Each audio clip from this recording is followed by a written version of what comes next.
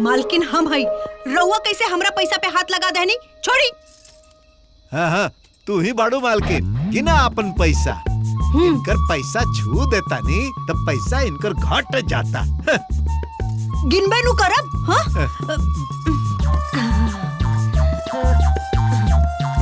1 2 3 4 5 6 7। आई देखा तार चश्मा पे चूटी। कब चूटी? कब? जल्दी निकाली चूटी।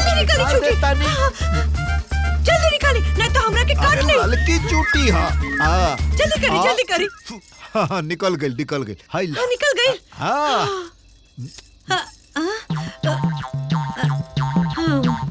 1 2।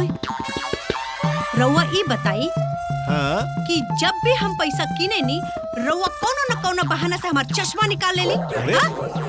अब हम रउआ के सामने ना पैसा ना किनब। अब हम अपन पैसा ले जाके ना भीतर रखब। ले जा। जा। जल्दी जा।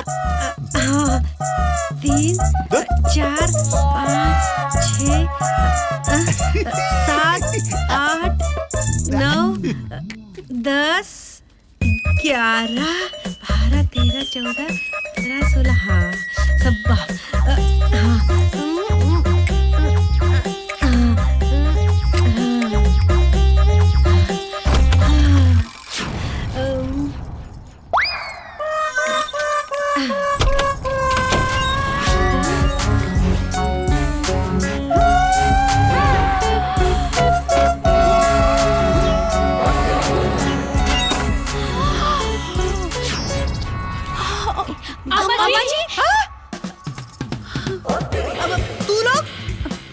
तू लोग ऐसे टपक गइलू जैसे डाकू लूटपाट करे खातिर आ गइल बा। का बात बा? का अम्मा जी, आज ले हमनी राउर पैसा कबो छुले बनी जा का? मौका मिली तब ना। अम्मा जी, हाई पैसा में से 100 का नोट दी ना, हमने के गोलगप्पा खाएम सर। अम्मा जी, हमरा के ढेर ना, खाली 50 रुपया दी ना, हमरा के टिकुली सिंदूर केने के बा। अच्छा। और तोहरा के मजलो?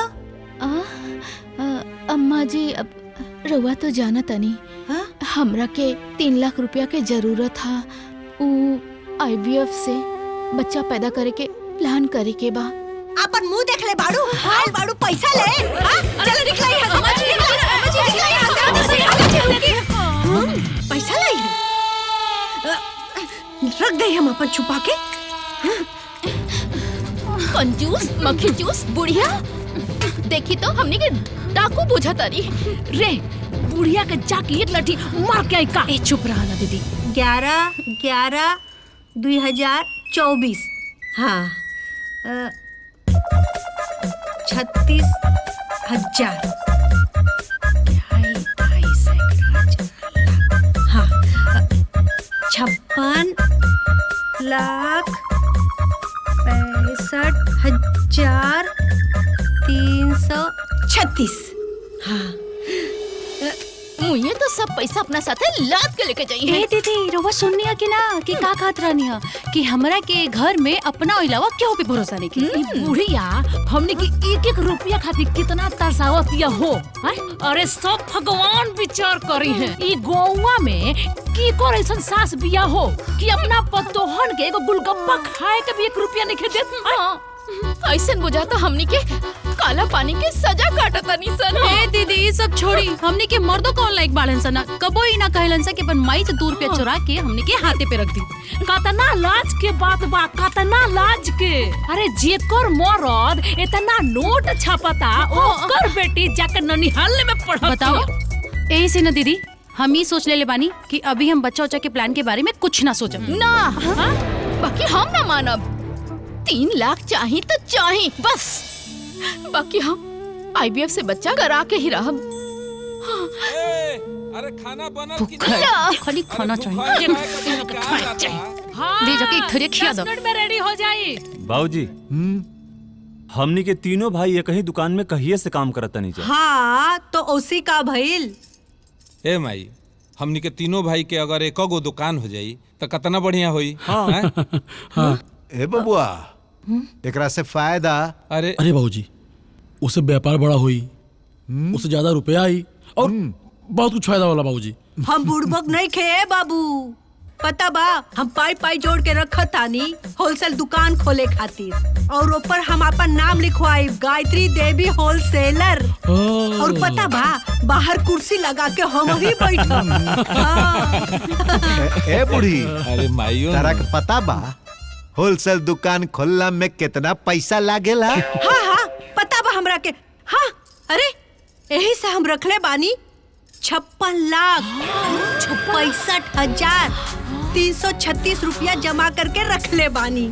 56,65,336।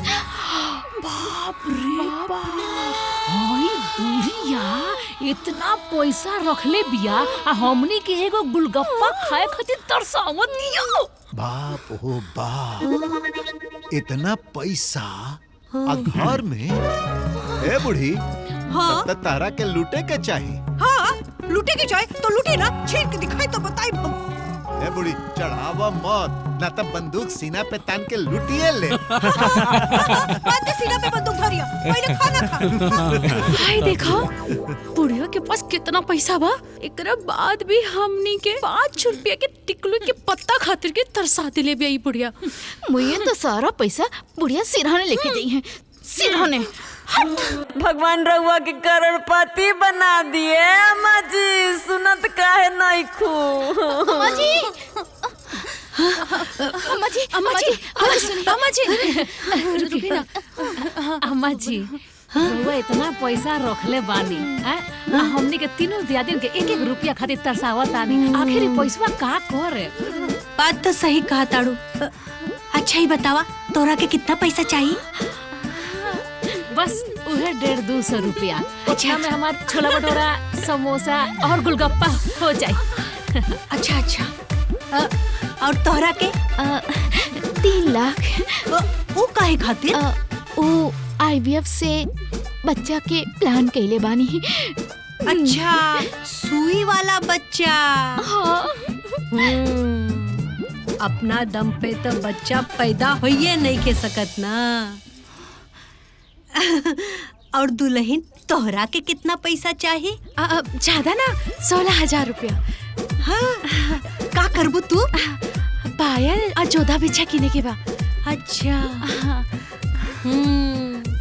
और अगर हम ना देब तब? तो का मुंह में अपना छतिया पर लेके जाम का? ए माँ जी कफन में जेब ना होला, सब यही जी रह जाई। धन के 3 गो रास्ता होला माई, बतावा ना। छोड़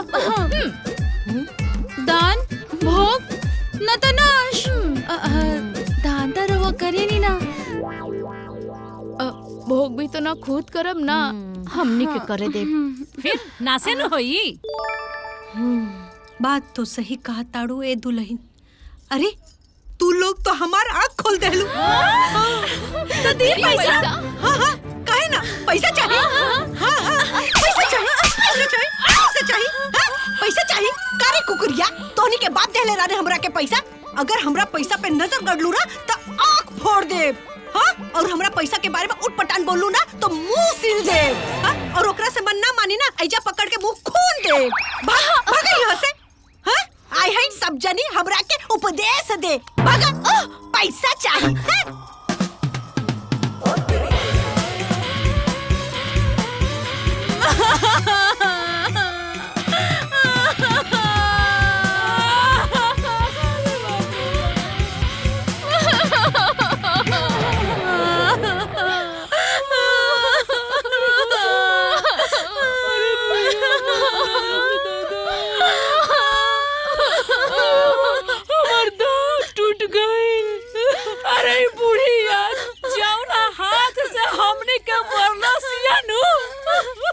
हाथ में लकवा मार जाई। अरे छिन्नी पड़ जा। ओकर कुल पैसा में आग लग जाओ। अरे आगन ना, अरे डकैती पड़ जा। अरे डाकू और बुढ़िया के किडनैप करके लेके चल जा सन। अरे सारा जगह जमीन पुलिस लेके चले सन, सब कुछ खत्म हो जा। दीदी कहा कहानी जरा फिर से कहीं। अरे है कि खाली आगे ना लागो, डकैती हो जाओ, डाकू ओकरा के किडनैप कर लसन, फिरौती में सारा पैसा मांग लसन, सब कुछ खत्म हो जाओ। ये छुटकी जरा हेने आवा आवा आवा। ये काम अगर हमने कर दी सन तब कौन काम हो? ये है कि हमने के डाकू बन के बुढ़िया के अपहरण कर लिया जाए और फिर फिरौती में पैसा मांग लिया जाए तब। वाह छोटको, ई आइडिया तो एकदम मस्त बा। अरे बुढ़िया के किडनैप करके सारा पैसा मांग लिया जाए, बाजारे जाके गुलगप्पा खाइल जाए, सारा पैसा उड़ा दिया जाए।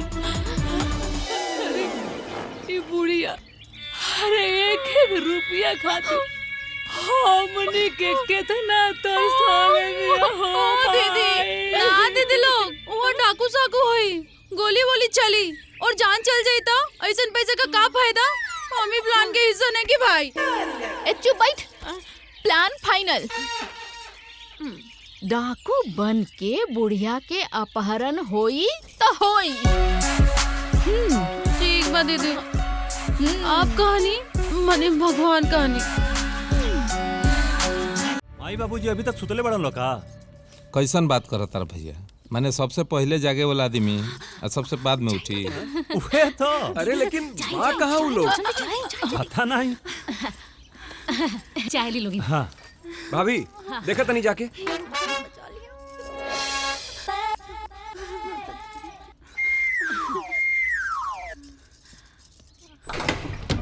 माँ जी, अरे हाँ? दीदी, अरे कहाँ पर लोग? जल्दी आओ लोगी। का भाई दीदी? माँ जी, माँ जी, माँ जी, अरे कहाँ गई माँ जी? बाबूजी, अरे आओ, कहाँ गए लोग? जल्दी आओ लोग। आवतानी दीदी।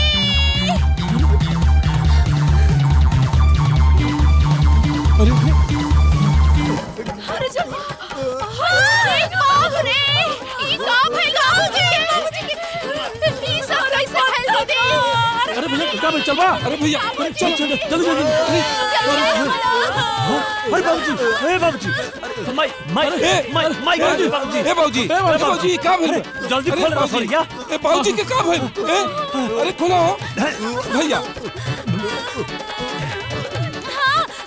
वो चिट्ठी में कुछ लिखल बा, पढ़ी ना। खोल खोल खोल खोल। ए भैया, हाँ बुढ़िया का हमने अपहरण कर लिया है। ये अपहरण के बारे में अगर केहू के बताइला तो बुढ़िया के टुकड़े टुकड़े काट के चील कौओं को खिला देंगे। डाकू झूलन देवी।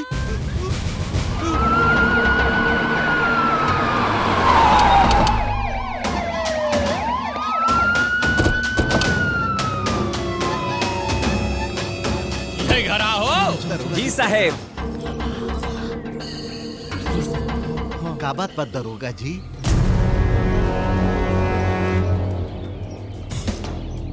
बात हमारा समझ में नहीं आवत। कहा नहीं खे समझ में आवत? जेकरे पत्नी के अपहरण हो गइल बा,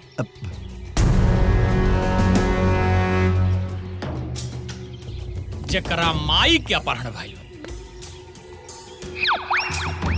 आ जेकरे सास के अपहरण भइल बा, वो अभी ले थाना में आके रिपोर्ट नहीं खे लिखाइस। कौनो न कौनो दांव पेश त जरूर बा। ओइसे कलयुग में केहू के ऊपर भरोसा ना कइल जाला, चाहे वो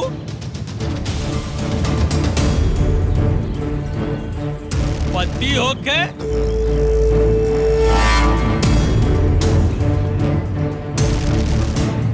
चाहे वो बेटा या पतोह।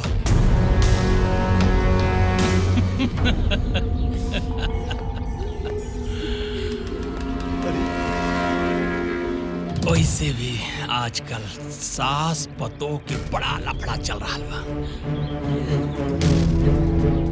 साहब बात तो सही बात। एक रुक, पीछे से काहे बोल रहा है बे? अब सामने से बोल। उस साहब कहा कि बात तो सही बाकी हमनी के अभी तक कोनो कंप्लेन ना लिखवानी जा। बाकी अभी हमनी के परिवार के मानसिक स्थिति ठीक नहीं है साहब। हाँ दरोगा जी, हमनी के माई के अपहरण भइला से भारी सदमा में बानी जा। ऐसे माइंडे फेल हो गई। हमने से मिस्टेक हो गई साहब। हाँ दरोगा जी, मिस्टेक हो गई। हम आपकी भावना का कदर करते हैं, लेकिन क्या करें, अब हम भी तो ड्यूटी पर है ना। अगर हम अपने पे आ जाएंगे तो सोचब समझब विचार करब बाद में। पहले रडार सेट करके मुजरिम को ओकरा बाद पाताल में भी रहता खींच के निकाल। अपहरण कब भइला? दरोगा जी कल रात में। कहाँ भइला? वो कमरा से। जी सर।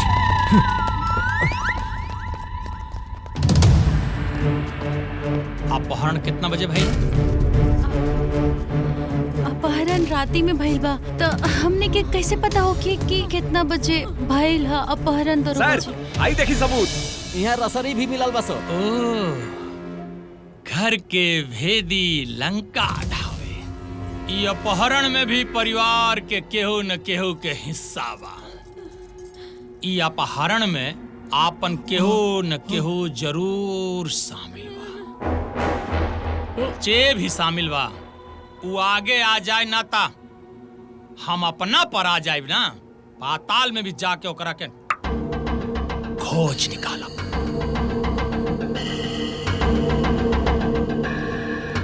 केहू पे शक अब ना साहब। दिमाग पे जोर दी, ध्यान दी। आपसी तालमेल कुछ गड़बड़? आपस में टुन्न पुन, लड़ाई झगड़ा, बच्चन में, परिवार में? साहब है तीनों पतो अपना सास से लड़त रहली हा सब। अरे अरे अरे अरे अरे बाबूजी ये का कहता नहीं? सास बहू के झगड़ा तो हर घर में होला ना। हाँ जैसे कि सर जी थोड़ा देर पहले ही कहलन। हाँ हाँ हाँ हाँ हाँ। अरे दरोगा जी असली बात हम बताओ तनी। ई बाबूजी बानी नु रात दिन आमाजी के तिजोरिया पर नजर रखत रहनी। ए पतोहू ई का बोला ताड़ू? औ ना तका रउआ बढ़ई तो अब हमने की चुप रही का? हमने के कुछ ना बोली। बताएं सर जी, बाबूजी ना कबो कबो अम्मा जी के चश्मा निकाल के पैसा चोरी करत रहलन। और बाबूजी ये कहत रहलन माँ जी के कि कहियो तोहरा ऊपर बंदूक तान के तोहर कुल पैसा छीन ले, हड़प ले। बोली ना बाबूजी, ई तो हम मजाक में कहत रहनी है। अब आपे बताई केहू अपन मेहरारू के अपहरण करी का? निर्दोष बानी जी, हम बेकसूर बानी। कल के पेपर में छपाई एक मनसेदू अपना मेहरारू के पैसा खातिर अपहरण कैलस। तो फिर कहीं ना हम निर्दोष बानी। साहब हम बाबूजी को छोड़ देना साहब। एकरा कभी उठा। ए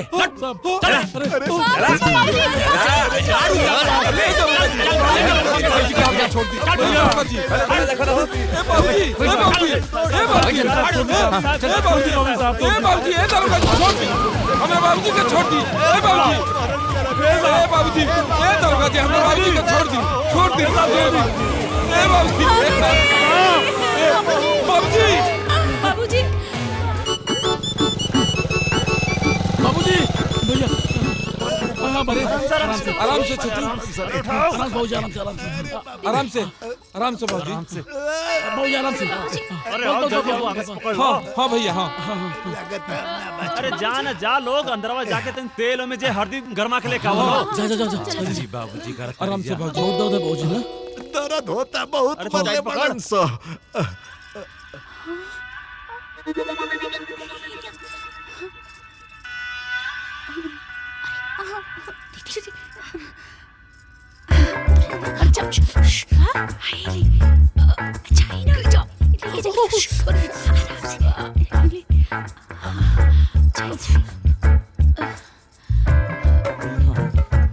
हाँ भाभी रख दो। अरे अरे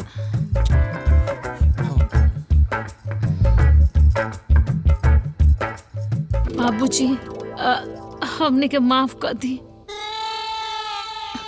अम्मा जी के अपहरण के बाद हमने के बहुत बहुत व्याकुल हो गइल बनी जा। हमने के वहाँ के जल्दी से जल्दी लियावे के चाहता नहीं जा, यही से जवन बुझाइला तवन कह देनी आजा, माफ कर देना।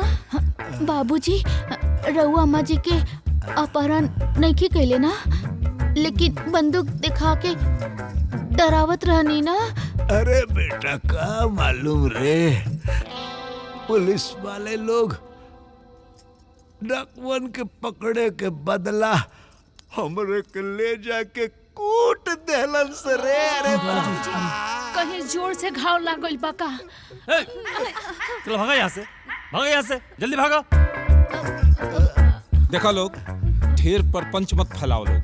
पहले तो बाबूजी का पिटवा देली लोग, अब कहते लोग कि घाव लगल बा, घाव लगल बा। चलो भागो तो।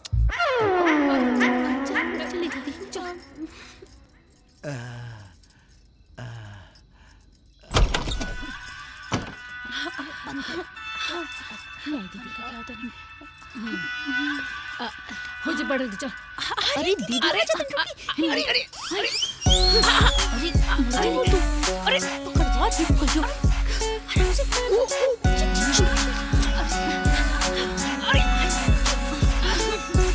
दीदी अब हमने के असली डाकू नियन फोन करके पैसा मांगे के चाहिए। लेकिन हमने के पैसा मांगे के कितना? 10 लाख के हिसाब से हमने 3 लोग हैं तो 30 लाख मांगब। ना ना ना, हम सबसे बड़ बानी, हमरा 2 लाख रुपया बेसी चाहिए। वही पैसा से हम रोज गोलगप्पा खाएं। ए दीदी, ई पटेदारी के हिस्सा ना है कि तोहरा के 2 लाख रुपया एक्स्ट्रा चाहिए। ई हमनी के तीनों के मेहनत है, तीनों के बराबर के हिस्सा मिली। मतलब कि हमरा 2 लाख रुपया बेसी ना मिली? ना मिली भाई, ना ना। बाबूजी, बाबूजी, दीदी, बाबूजी, हम नहीं करूँ मत। चलिए,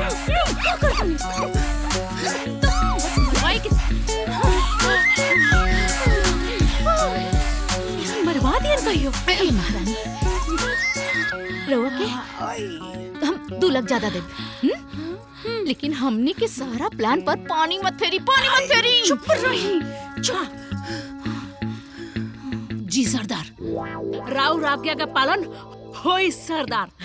जिंदाबाद जिंदाबाद, झूलन देवी जिंदाबाद। तब झूलन देवी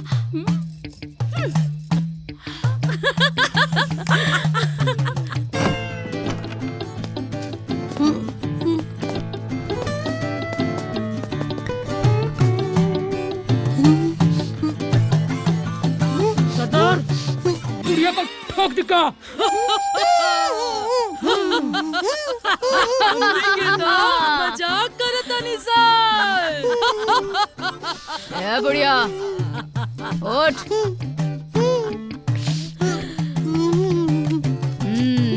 तोहरा जैसन फटीचर, स्वार्थी, दुष्ट औरत के गोली मार के हमनी अपन हाथ तोहरा गंदा खून से रंगे के कोनो इच्छा नहीं के बुढ़िया। हमनी के तो बस तोहरा के लूटे के बा। बुढ़िया ढेर बड़बड़ाती है। का बोला तारे रे?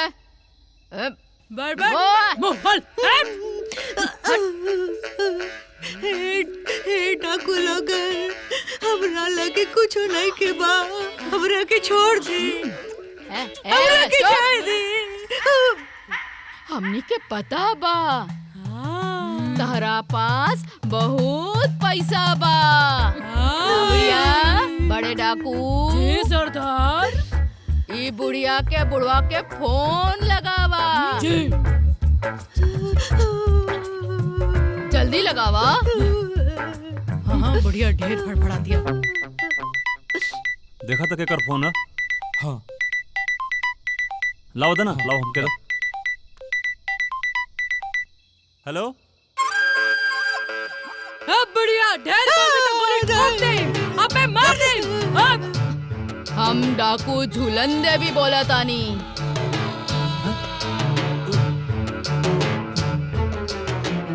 झुलंदे भी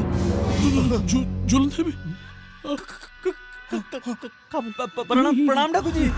अगर सही सलामत आपन माई के वापस चाहता रहा ना तो फिरौती के 30 लाख रुपया के इंतजाम कर। अरे बाप रे, 30 लाख। हम 30 लाख दे। 30 लाख दे, बाकी 2 दिन के मोहलत दे दा। डाकुओ जी सरदार, का विचार बा?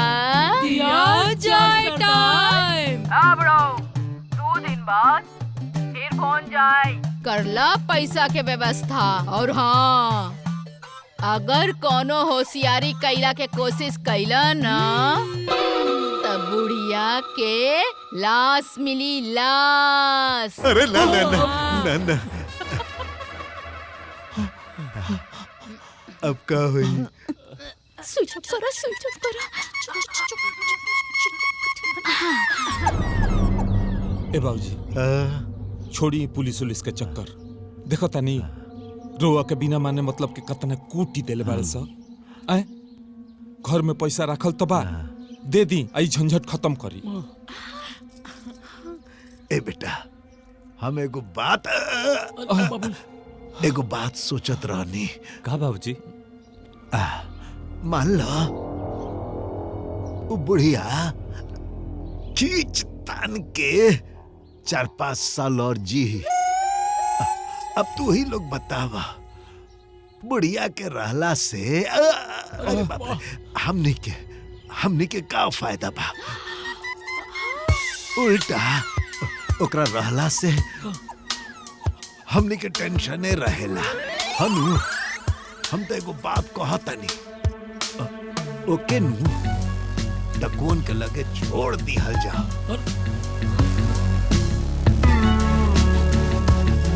हे भगवान, ए बेटा, ओकरा से ई फायदा होई कि हमनी के 30 लाख बाँच जाई, और ऊपर से वो बुढ़िया के खाना पीना रहना सोना, अरे बाप रे, और तो और ओकर श्राद्ध के पैसों बच जाए। बुझला लोग? ए दीदी, हमरा के तो लागत है ना कि हमनी के बहुत बड़ घाटा हो गए। ई बुढ़िया के कपार के विपत हमनी के कपार से कबो ना जाए। अरे हम तो कहता नहीं कि हमनी के जोन बजटवा बानू उमे तनी कम कर दलो। ई बुढ़ऊ दी है ना। चुप रही। एक तो 2 लाख रुपया बेसी चाहिए और ऊपर से बजट कम कर दी। ई लोग के बाप पैसा दी। अरे लेकिन कैसे?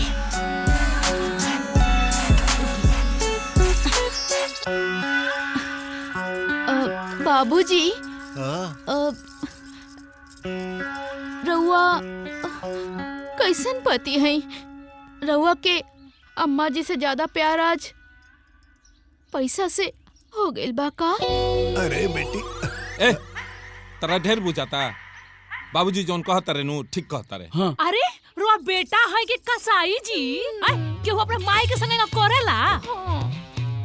हम तो कहता नहीं कि घर के जमीन जायदाद गाड़ी सब कुछ बेच के वो लोग के पैसा दे दी। हाँ, वो बेचारा डाकू मंगलो ही कितना बड़े सन, मात्र 30 लाख। अब मान ली कि 3 गो होई है सन तो देह पीछे 10-10 लाख नु आई। कहो तोहरा ये कैसे पता कि वो डकुया सब तीनों वो लोग बा? अरे वो डाकू गिरोह में कम होई। हाँ बाबूजी, हम आपके आगे हाथ जोड़ रहल बानी, गोड़ पर गिर रहल बानी, कुछ भी करके वो डाकू लोग के पैसा दे दी। ए पतोहू, हमके ई बतावा, तू लोग डाकू लोग के लेके इतना परेशान काहे बाड़ुआ? अरे काहे परेशान ना रही सोन? हमने के सासू माई करोड़ों में बाड़ी और रउआ वहाँ के ऐसे करोड़ों कैसे फेंक देब जी? अरे बाबूजी, बाबूजी हमने के हमार अम्मा जी चाहिए। हाँ बाबूजी, ना तो हमने के अन्न पानी त्याग के अपन जान दे दे जाए। हाँ बाबूजी, हमने के अम्मा जी का बुला दी। हमने के अम्मा जी अरे, के लेके आए अरे, बाबूजी। अरे, सुना- हाँ बाबूजी, हमने के अम्मा जी चाहिए, हमने के अम्मा जी चाहिए बाबूजी। अरे बहू सुना, चुप रहा। चुप रहा लोग, करता नहीं ना कुछ। छुड़ा के ले आए, छुड़ा के ले आए। आपन पसंदीदा फिल्म देखे खातिर डाउनलोड करी दंगल प्ले ऐप।